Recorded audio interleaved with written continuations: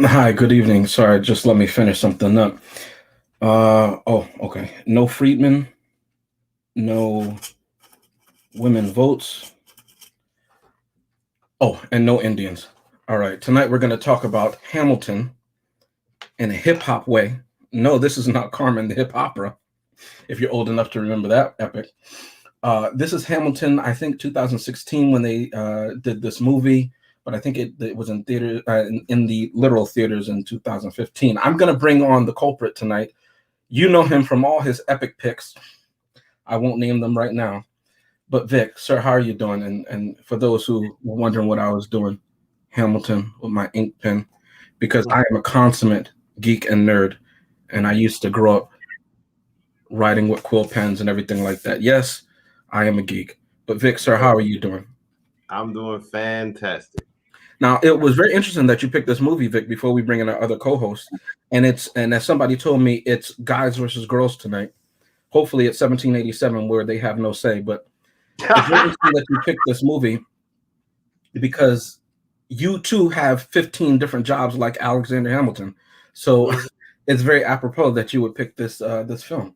It really, I picked it for two reasons. Number one, Independence Day just passed. Yes. And, I usually make it a habit of going to visit Federal Hall on Independence Day, to see where George Washington was inaugurated and a lot of these things that happen in this movie, the place where they happen.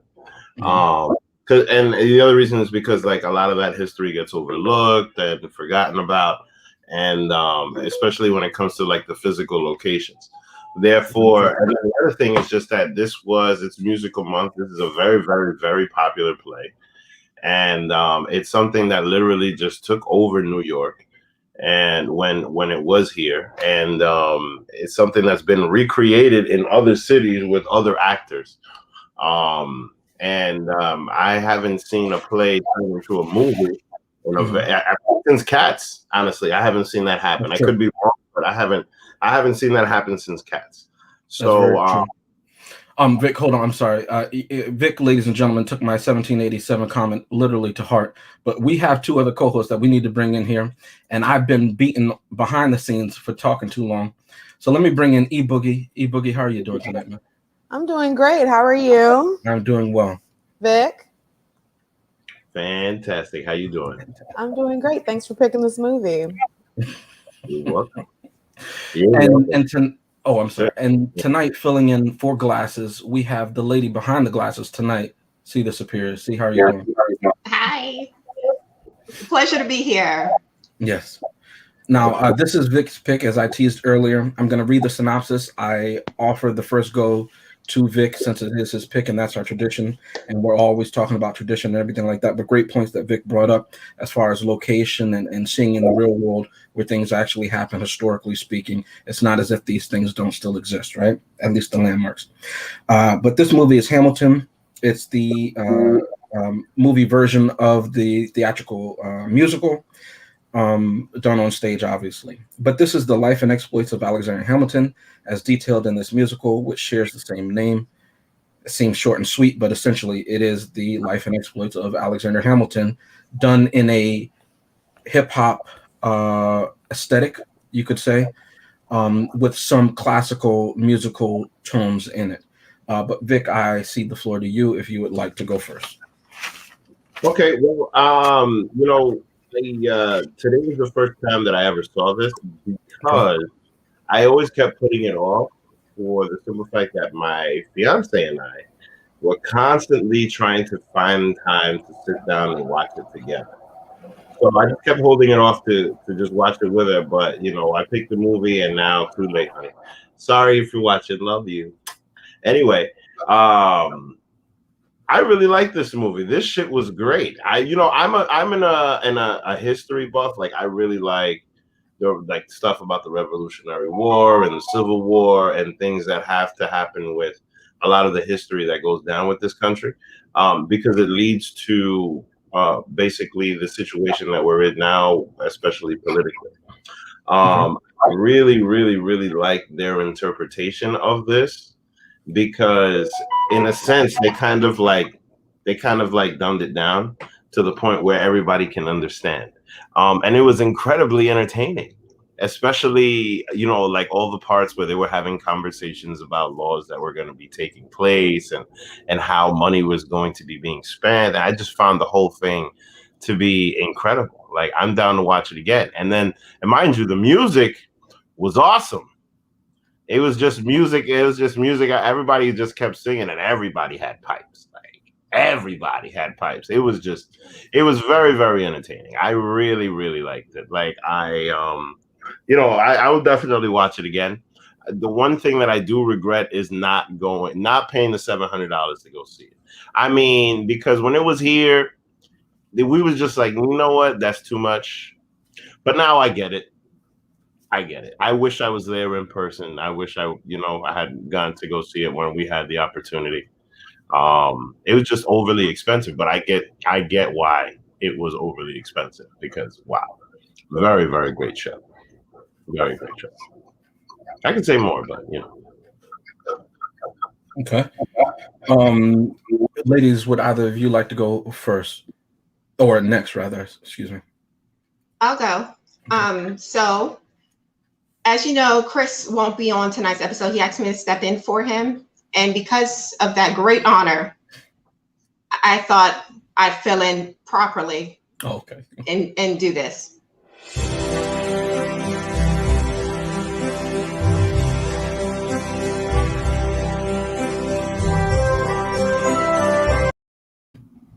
All right. Christy, I just have a quick question before you continue. If somebody likes that great work that you just did, because I've never seen that before, how could they get something that's targeted for them made? You could have your very own graphic design made by me if you reach out to me via Instagram at Superior Assisted, or through my email address, which is chrissy@superiораssisted.com. Thank you. But back to the movie. So listen, let me begin with a little story like I like to do. I was lucky enough to see this musical in person a few years ago. I brought a little image from back in the day. It's actually almost 3 years to the day coming up that I went. So I went when it was at the Kennedy Center. It had a different cast, even though I feel like the woman who played Eliza was the same, because she looked very similar. But I was actually there. It was a really great experience. I'd never seen I have seen a play but not that huge of like something that had all that, publicity and things about it. So when I rewatched it again over the weekend via Disney Plus, I enjoyed it. I like to see how close they got to the actors so we can really see their faces and everything and how they express the emotions. Because when you're in the theater, you can't really see that much as far as, facial expressions and stuff like that. The singing, like Vic said, was spectacular. Specifically, I wanted to highlight George Washington. The guy who played George Washington was blowing. He needs a record deal. I thought you stole the show. He had great control of his voice. Yes, fantastic. And Eliza, beautiful voice. I really enjoyed her singing. There was one, I was actually moved to tears a couple of times, and I've seen this play before. And it was the first time was when Angelica, when we see that she was actually kind of smitten with Alexander at first, but she kind of, had to take a step back and let her sister have him because he was a nobody at this time, no money. And she was the oldest daughter. It was her responsibility to, marry rich and everything like that. So she kind of had to put her heart to the side for the sake of the family, and the way that the song was and, all the emotions. I was like, oh, this is so sad, so tragic. And again, I was moved to tears again when the son, spoiler alert, when the son died. So sad because, the mother was going through all that cheating scandal and all that, still trying to get past that. And, when he passed away, so sad. And this is something that I learned while watching the movie on Disney Plus. that I know this is probably something that they've done in theater like many a times, because again, you can't see the actor's face from the seats that you usually have. But they reused the actors, like the son, he was another character. The same thing with the mistress, she was one of the sisters as well. So it was nice seeing it on Disney Plus, so you can really like see close up, see that, certain things that you missed in the live version. But that is the end of Queen of Recasted. Speaking of, I'm advocating for Recast to come back, since I created that segment. It's a funny, hilarious segment. It should be brought back in the future. We have been lacking. Typically, originally we used to do it within the live show, but now, but then we segued off and we did a separate Recasted. But we have been lacking on that. We should get back to that. Arguably, we wonder though if some of the movies that we've been picking lately, should be recasted because of the subject matter. But I do think that we need to do that just for some levity and just creativity's sake. E-Boogie, it looked like you wanted to jump in, or? Oh yeah, I'll jump in next. So first of all, super jealous to anyone that saw this on stage. I have to say, I was really blown away with the use of the space. It was such a small stage. Yeah. That's true. And they did so much with it. But even so, it's like they changed and shifted minor details of the set. But the way they did it was still very impactful. Like I felt like they were taking me to these different settings throughout, even though they weren't really moving around. Plus the stage design of the rotating center stage played so well with that ensemble cast and all of that dancing and choreo. I was so blown away by this. Let me tell you something. I was so excited that this was coming out on Disney. I watched it as soon as it came out. Mm-hmm. Yes, I blocked like 3 hours of whatever Saturday following it arriving on Disney Plus. They got me to pay for Disney Plus for continuation. I mean, they have great shows on there, but this is why I joined Disney Plus. This sort of content, okay. Not the movie itself, but this kind of content, bringing it. The fact that Disney even did this created such an amazing way to grant access to so many people, because like Vic said, these tickets were like $300 a piece, and that is for orchestra. Like you're back there. But I can see why, like you guys said, it was such a great story. I love story like this, historical fiction where they inject it with a lot of modern themes. For instance, when they were talking about immigrants and that little quip about immigrants, we get it done. I love that. It was so timely as well, with that 2016 election approaching. A story like this, and just what they did with the story when Vice President Pence came to visit, and they kind of were like, hey, yeah, you from the stage, just using something like this, a piece of work and art like this, to speak to a generation of revolutionaries. Like, we're trying to get shit done, and this is the sort of piece that lends to that culture, that lends to the spirit of this country. People who think outside the box, people who think outside of themselves, and people that, like Hamilton, dedicated their lives to a better future for his children, his grandchildren, for this country. I thought that was amazing. I never cared about American history like that, mostly because what they teach us in schools just isn't all encompassing. I don't feel represented always in what I've learned and in the history books and texts that get shared with me or that I find. But a story like this, and bringing it to the stage and casting it as diversely as they did, it really plants that seed in people that might not see themselves usually in historical pieces like this. And that's something that historical fiction can do in a way that's a play that was a little bit more accurate might not be able to do, or I guess represent a larger amount of people like that. So I thought the casting was great. The songs were amazing. The only con to this and I hate to reduce it to this because it's so much more than this, but I personally found it so upsetting, and I was so accosted by the fact that this man's downfall was some setup on some adultery tip.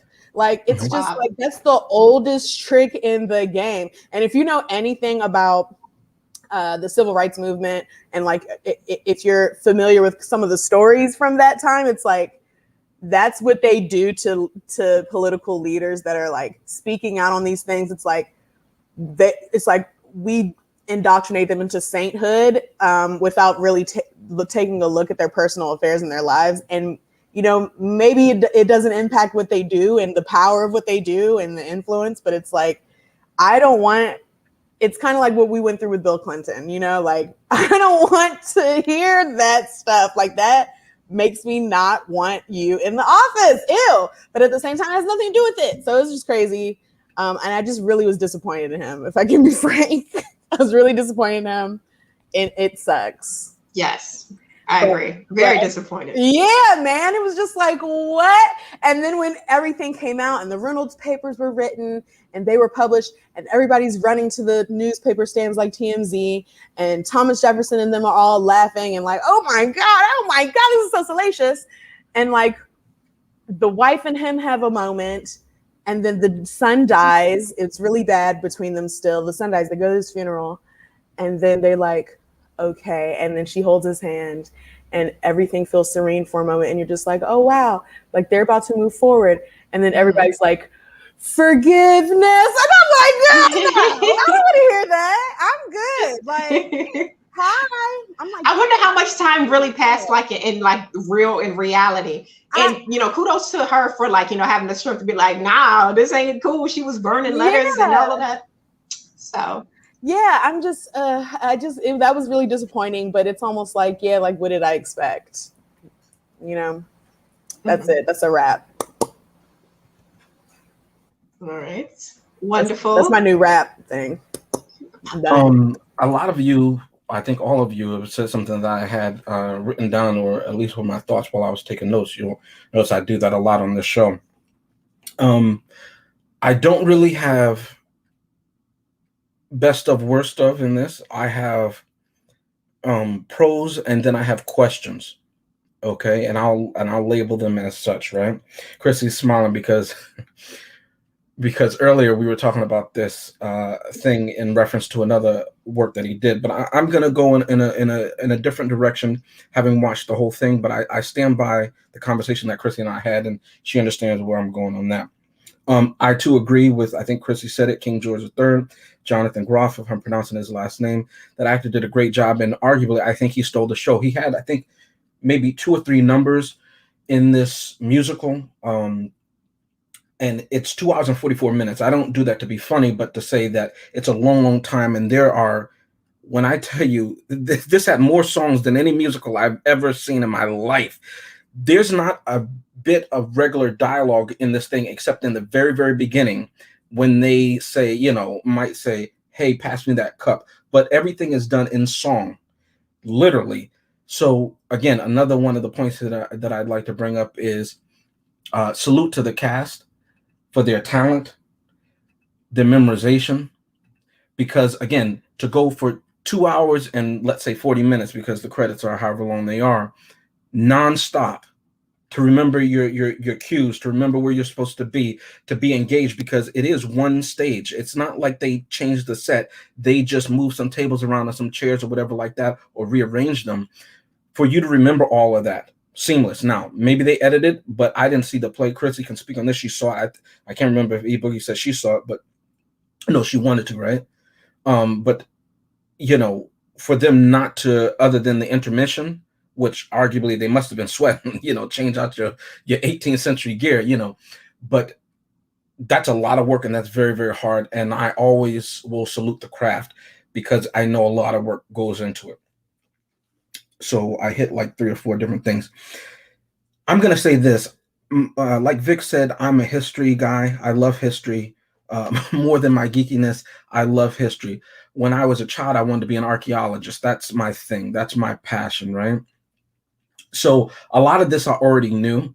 And so it's going to be funny to hear me say this because I've been lately putting up these movies that you needed subtitles to watch, like The Witch and everything like that. But I'm glad that I already knew a lot of this about him, and I've seen biographies and read up on Alexander Hamilton and what they call the founding fathers before him, because this musical was hard to follow from historical context, okay, or from historical POV, because again, because there's no, it goes literally from one number to the next, to the next, to the next, to the next. Unless you're familiar with it or you're just listening to what they say, you don't understand, like Chrissy just said, the time difference between when these events are taking place, right? It's all as if it's 1 week, quote unquote. But this is a span of like 20, 30 years in this man's life.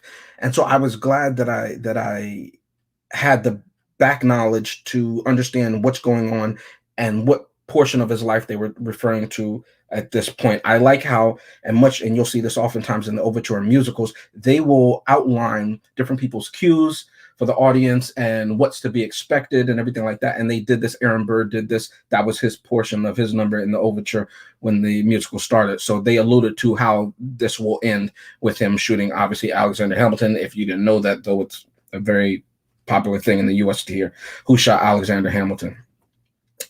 Salute to that commercial, that peanut butter commercial way back when, if you remember that one on Jeopardy or whatever like that. But this play, and I think E Boogie said it was topical when it's like Immigrants Get It Done, because remember this, I think, premiered in 2015, so it's gearing up to that election year and everything like that. This musical for me was like I had ADHD. It was too much going on for me. I don't say that in a negative sense. I'm just saying for my aesthetic, because again, there was no stop. There was no pause except for the intermission. And again, unless I knew, for me, unless I knew I would be like, well, when is this taking? Because I'm always asking questions. When is this happening? Who's involved in this? And I couldn't tell, because unless they say their name at the beginning of the play, I have to remember who these different people are as they're coming in from this side, as they're coming in from that side, as it's doing. So it was like sensory overload.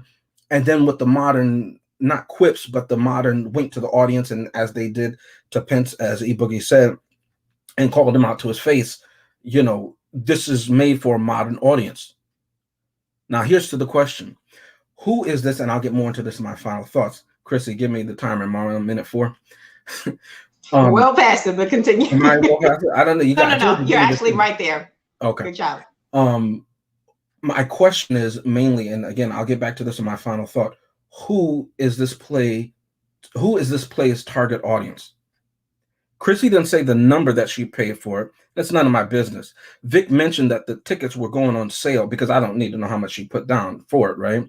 But Vic mentioned that at the box office, and I'm sure he wasn't sitting front row. I'm sure he was sitting up in what we call the colored section, okay, at $700 a pop, right? I'm just keeping it real, right? It's probably over $1,000 or a couple thousand if you're sitting right behind the orchestra pit. That's a couple $1,000s on Broadway, okay? So $700, you're sitting up with the Negroes and the coloreds, okay? Let's keep it real. So again, me growing up in New York in the 80s and early 90s, right? And I don't have it like that. And Vic, I joke around about it, but Vic is a hardworking man. He didn't have $700 a pop that he could justify to put down. So whereas I see our inclusion in that we are the predominance in the cast, in the main cast, with the exception of King George, if you want to call him a lead, but he's a supporting character in this musical. And I like the fact that young Black and brown people, they can see themselves in these positions in theater and Broadway. I don't think that the audience, this is my opinion, the audience was for Black and brown people. Now, maybe because, again, unless you were showing this in high school, and as they used to do, I don't know what they do in high school anymore. They don't teach them cursive, so maybe they can't even show them this. But unless they showed them this musical in piecemeal, what are they getting out of this? And again, in my opinion, without the backstory, it's kind of hard to follow what's going on. Now, I'm probably well over the 5 minutes. As I said, I'll get more into that in final thoughts. All right, so we are going to go into our first commercial break. We will see you all very soon. We're going to be talking about the next movie we're going to be doing on Thursday. With a new modern story of the exciting people and colorful places of America.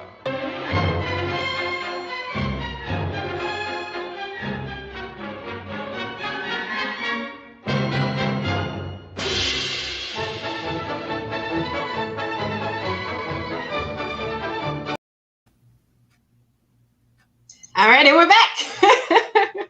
So on Thursday, we're going to be talking about Carmen Jones, and that's actually E Boogie's pick. I'm very excited to see that. Mm-hmm. So don't forget to join us on Thursday to watch our review of that movie. And we're going into final thoughts. Just real quickly, I'm sorry. Andrew says you wouldn't hire Michael Chiklis to play the King of Siam.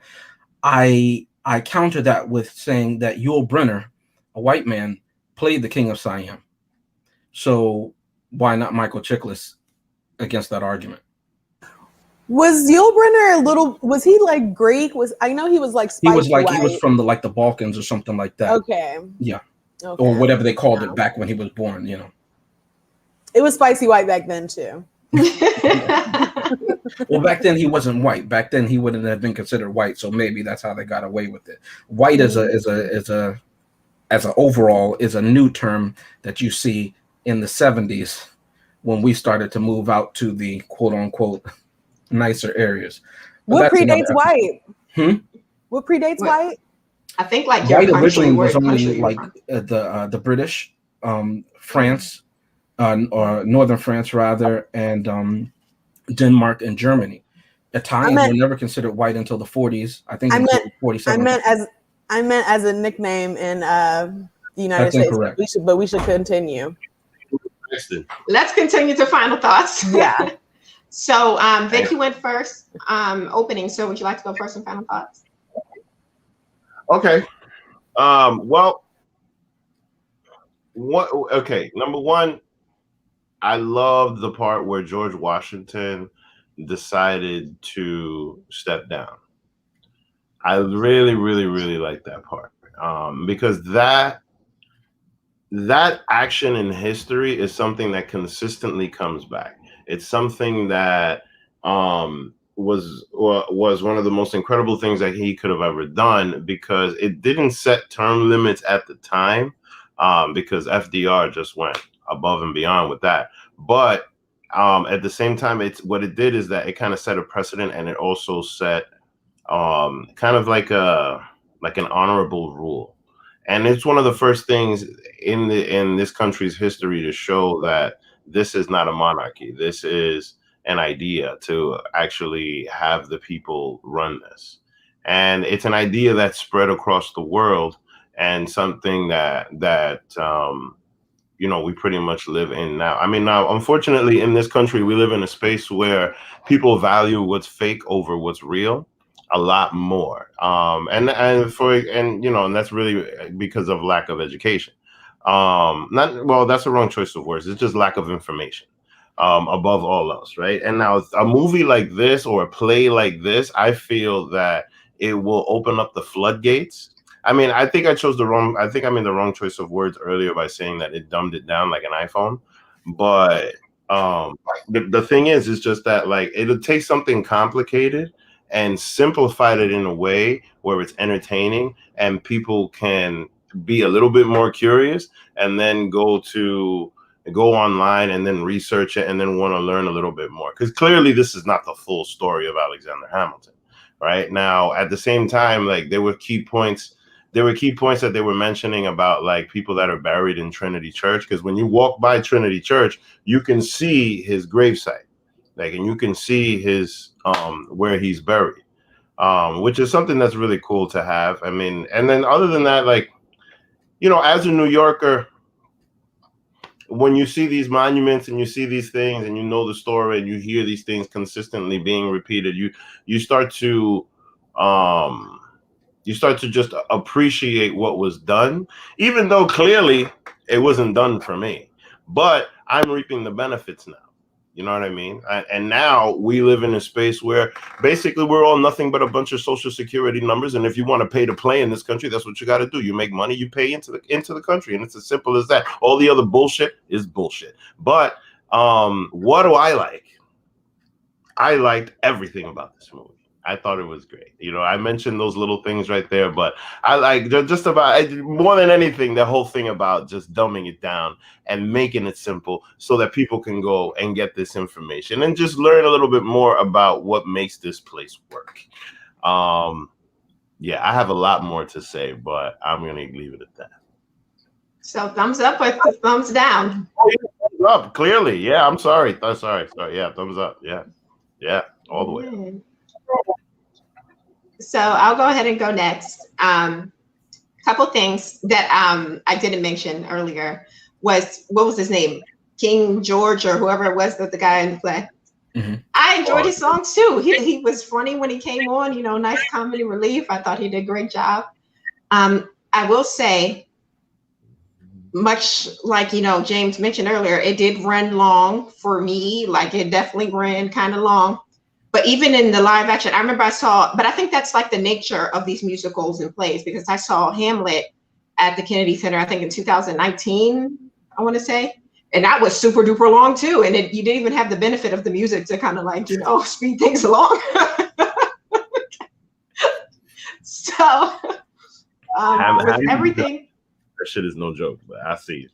It's really long. Thank God for intermissions. But I enjoyed it. I liked it. I liked the, you know, the modern take of this historical figure. And I'm going to give it a thumbs up.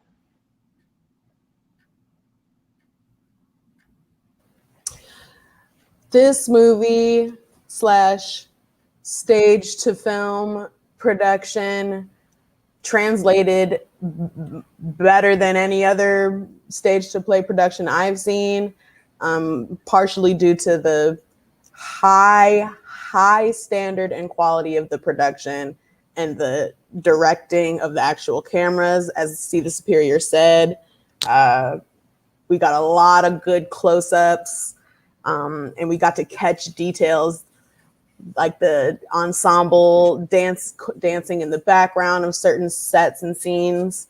It was very, very well done. The writing was excellent.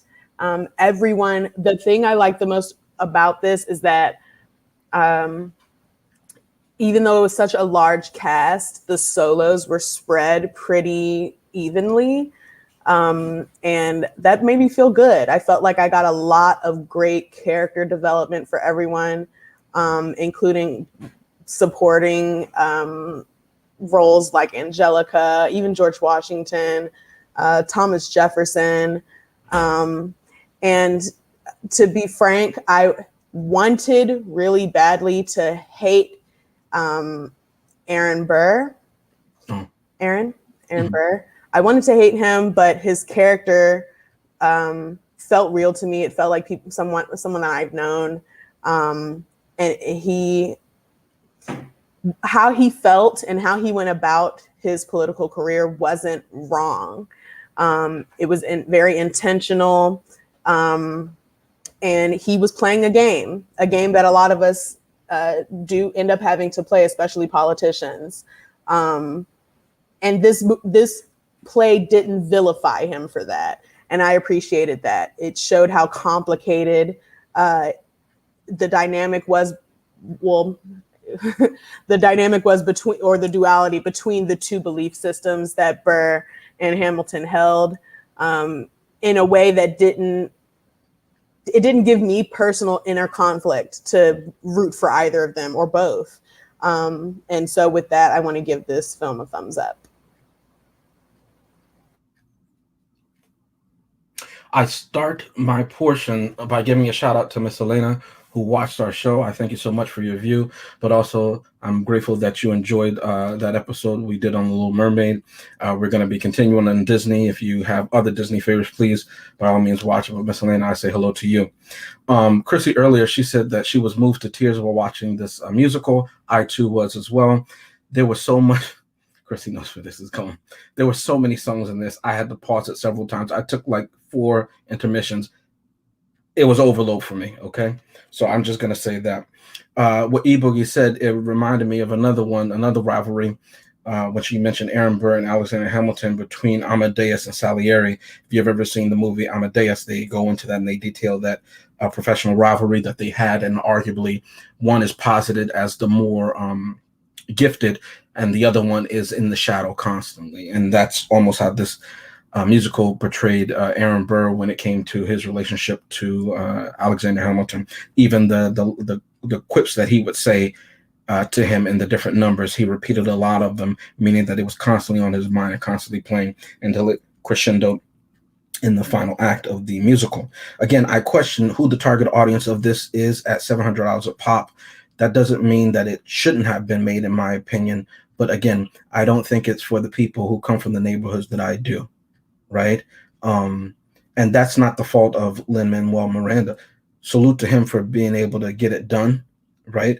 But I think this, and I don't mean any disrespect for people who enjoy it or for people who it was targeted for, in my opinion, but I don't think it was for people who look like me. I think it's for people who are comfortable getting this close to people who look like me, and that's it.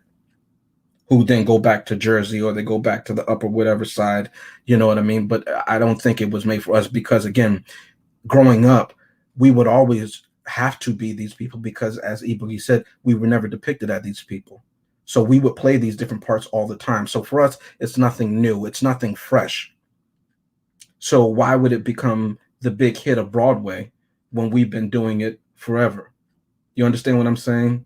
So it's only new to people who have never seen it before. But if you've seen it before, it isn't new. And talking about that, we're going to see something that blew people away when we do Carmen Jones, because they had never seen an all-black cast, especially perform an opera. I forget the year, but E Boogie will tell us, but in the 1950s, because Hollywood never showed that. It didn't mean that black people couldn't do it or they weren't talented. We know 20 years, and even during that time, Marian Anderson was doing that. But again, people and the society, and I'm talking about the US, I can't speak for any other nation, has a problem with ADD or ADHD. And that's through propaganda and everything like that. So I'm always talking about those things because it's a reality. This musical was not for me. So again, I toss this up and I'll let you all decide. I did not like it. So if I'm going to vote like Chris does, I will give a thumbs down. But that doesn't mean by any means that it was bad or the quality was bad. So I argue a thumbs up as well. So you can take it how you will. What the what? Andrew, I say, etc., etc., etc. You know, I've seen The King and I, but I saw the cartoon version like back in the day when it came out. Oh, you need to watch the 1950s one. The cartoon version was holding it down. I go thumbs up. Thumbs up. You got to give respect to Yul Brynner. I'm about to do Westworld with Yul Brynner, yes. the original, because he brought the intensity. As you, Chrissy, you would say he has BDE, right? BDE. Really? Yeah, you would say he has BDE. Quite a lot. He invented it. How much was he ever? He invented it. Well, that was the episode of Hamilton. Don't forget to join us again on Thursday when we talk about Carmen Jones. What year? I believe it's 1956. 1956. All right. And we'll be talking about it in 2020. So don't forget to join us. And we are out of here. Bye. Live in color. Night, y'all.